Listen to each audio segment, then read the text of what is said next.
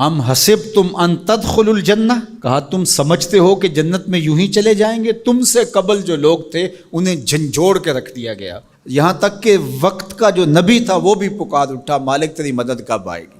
تو پھر ہم نے کہا بس اللہ کی مدد آیا چاہ رہی۔ تو اللہ تعالیٰ نے ابتلا رکھی ہوئی ہے ہر ایک کے لیے، یہ نہیں ہو سکتا کہ اس دنیا میں آئیں اور ابتلا کے بغیر ہی گزر جائیں۔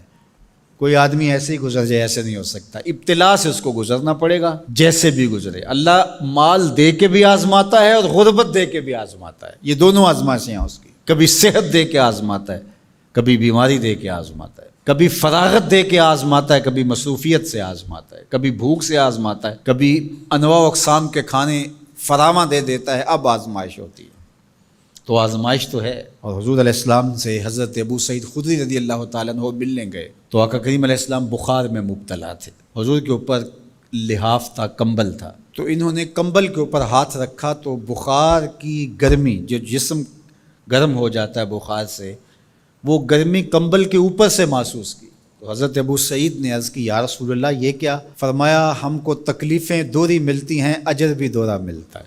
سب سے زیادہ تکلیفیں انبیاء کو آئی، سب سے زیادہ تکلیفیں نبیوں کو پہنچی ہیں، پھر جو نبیوں کے خاص لوگ متبعین خاص، ان کی عادات کو اختیار کرنے والے۔ امام فخر الدین رازی نے تفسیر کبیر میں لکھا ہے کہ مکے سے لے کر طائف تک 70 ایسے نبیوں کی قبریں ہیں جن کی وفات صرف بھوک اور پیاس کی وجہ سے ہوئی ہے۔ حضرت خباب بن ارت رضی اللہ تعالی عنہ حضور کی خدمت میں حاضر ہوئے، حضور کعبۃ اللہ کی دیوار کے ساتھ بیٹھے ہوئے تھے، کافروں نے اتنے دکھ دیے، اتنی تکلیفیں دی کہ یہ تھوڑے سے پریشان ہو گئے۔ تو آقا کریم نے فرمایا خباب بس گھبرا گئے ہو؟ تم سے قبل ایسے لوگ بھی گزرے ہیں جس کے جسموں کو لوہے کی کنگھیوں سے چیرا گیا، حتیٰ کہ ان لوہے کی کنگھیوں کے دانے کے نشان ان کی ہڈیوں پہ پڑے، ان کی لکیریں ان کی ہڈیوں پہ آئیں اور یوں لوہے کی کنگھیوں سے ان کی بوٹیاں نوچی گئی اور ان کو کہا گیا دین کو چھوڑ دو۔ انہوں نے کہا جو کرنا ہے کر لو، ہم دین کو نہیں چھوڑ سکتے۔ حضرت زکریا کے سر پیارا رکھ کے پاؤں تک چیر دیا گیا، لیکن پڑھو ان کی سیرت، ان کی زبان سے اف بھی نہیں نکلی، زخم پہ زخم کھا کے جی، خون جگر کے گھونٹ پی، آہ نہ کر لبوں کو سی، یہ عشق ہے دل لگی نہیں۔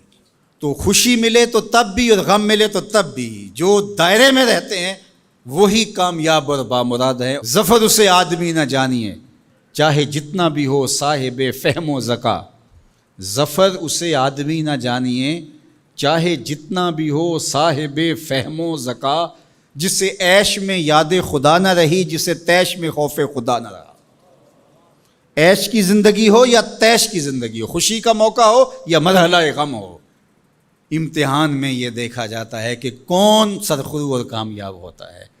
تو یہ زندگی امتحان گاہ ہے، کبھی مال کی فراوانی امتحان، کبھی غربت امتحان، کبھی پھلوں کی کثرت امتحان، کبھی پھلوں کا لٹ جانا امتحان، کبھی اولاد کی کثرت اور فرما بردار اولاد نصیب ہو جانا یہ امتحان، اور کبھی اولاد کا مر جانا یا نافرمان نکمی اور آوارہ اولاد پلے پڑ جانا یہ امتحان۔ یہ امتحان زندگی، کبھی دولت ہی دولت انبار لگ جاتے ہیں اور کبھی دو لقموں کے لیے بندہ ترستا ہے، یہ بھی امتحان۔ کبھی ماں باپ ہیں، بہن بھائی ہیں، رشتہ دار ہیں، ان کے سایہ عاطفت میں زندگی گزرتی ہے، اور کبھی کندھوں پہ اٹھا کے باپ کو بھی قبر میں اتار چکے ہوتے ہیں، ماں کو بھی لحد میں اتار چکے ہوتے ہیں، کوئی کندھا بھی نہیں ہوتا جس پہ سر رکھ کے آنسو ہی بہا لیں۔ وہ لمحے بھی ہوتے ہیں، وہ گھڑیاں بھی ہوتی ہیں، وہ بھی گھڑیاں ہوتی ہیں۔ تو اللہ بندوں کا امتحان لیتا ہے، دے کر کے بھی اور لے کر کے بھی۔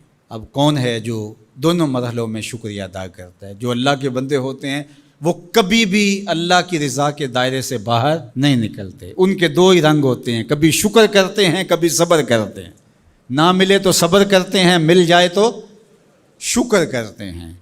اور پھر ان کے پاس فراوانی ہو تو اپنے اطراف میں رشتہ داروں کو، اعزاء کو، اقربا کو، گلی محلے کے لوگوں کو، جو ایسے حالات کے اندر جس کے پاس فراوانی ہے وہ اپنا مال لوگوں کی ضرورت کے لیے نہیں نکالتا، وہ ناکام ہے امتحان میں۔ چاہے وہ کوئی بھی ٹائٹل رکھتا ہو، وہ چاہے پیر کا ٹائٹل اس کے پاس، چاہے عالم کا ٹائٹل اس کے پاس، چاہے وہ سیاست دان ہو، چاہے وہ کچھ بھی ہو، اس مشکل وقت پر جو ضرورت مندوں کے کام نہیں آتا، اگر اس کے پاس گنجائش ہے تو وہ امتحان میں ناکام ہو گیا ہے، جو اللہ نے امتحان لیا اس میں ناکام ہو گیا۔ اور دوسرا جو مصیبت میں پھنس گیا وہ اپنی سفید پوشی کا آخری حد تک بھرم نہ ٹوٹنے دے۔ تو میں اور آپ لمحہ لمحہ امتحان گاہ میں کھڑے ہیں۔ میں ممبر پہ بیٹھا ہوں تو میں بھی امتحان میں ہوں، آپ یہاں بیٹھے ہیں آپ بھی امتحان میں ہیں، فیکٹری کے مالک بن کے سیٹ پہ بیٹھے ہیں آپ بھی امتحان میں ہیں، اقتدار کی مسند پر بیٹھنے والے سب سے بڑے امتحان میں ہیں، کیونکہ سب سے زیادہ تو ان سے پوچھا جائے گا نا۔ اللہ تعالی ہمیں اس امتحان میں کامیابی دے، اور اللہ تعالیٰ اس وقت ملک کے جو حالات ہیں اپنے کرم سے ان کو درست فرما دے۔